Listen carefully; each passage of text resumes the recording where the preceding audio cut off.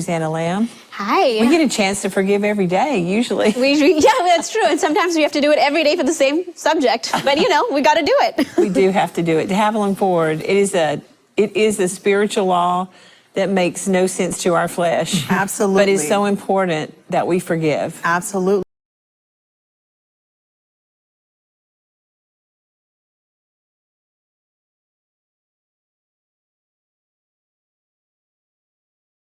Your story. Yeah, I think my forgiveness story is still a process. I gave all of my 20s to the Lord, you know, just dedicated my early 30s. And I remember I was about to get married. I had every biblical ground to marry my husband. He had went through a divorce.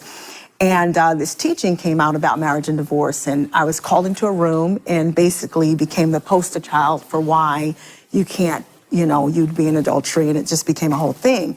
But it was on my wedding night. Leaders were calling from all over the country. And I was having anxiety and I'm going. And then I was told, you'll never preach again.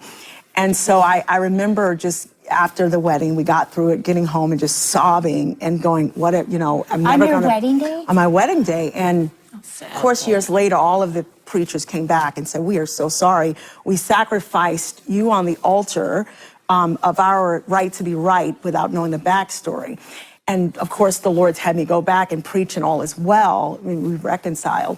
Then I started thinking, you know, Jesus, when he was on the cross, right, he had well-meaning, they thought they were doing God a service by crucifying him. And that's what he said, Father, forgive them. They don't know what they're doing. And there's some people, they mean well.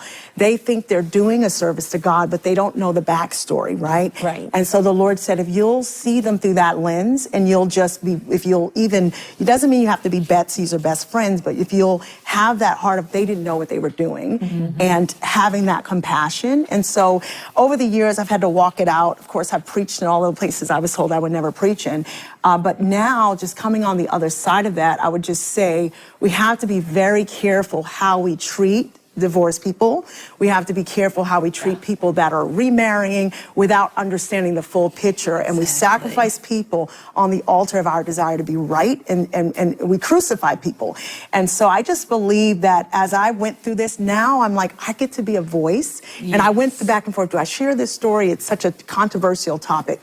But I think that God is going to release a love revival in this area for divorced people. Yes. You know, they're not the lepers, like, you know, and just knowing the story first before we do that. So now I'm walking it out. I mean, I see those same people and I have to just choose to forgive them when I see them because God has prospered me. Yes. God has blessed me. God has proven that my marriage is. And you see the fruit of your marriage. And I see the fruit of it. Yeah. I didn't even know that story, but you would never even know because you don't see any residue. And one of the things the Lord told me, he said, never talk negative about, meaning don't mention names, like try to honor them because as you do that, you'll reap a blessing. Yes. Right. So even if you could bring them up, just use this as an example to walk out mercy and not to criticize them or throw them under the bus. I just bless people that are on this journey of maybe you were cheated on and you're in a new place. And so don't allow unforgiveness to keep you in prison. Right, right. And